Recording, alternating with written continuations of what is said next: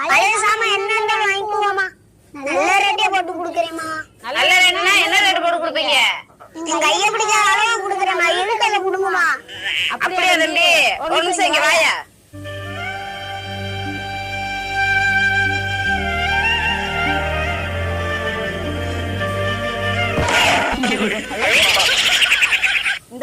இது வீட்டுல இருக்க அருந்த பழசு. இத வச்சுட்டு ஏதாவது குடுப்பியாப்பா?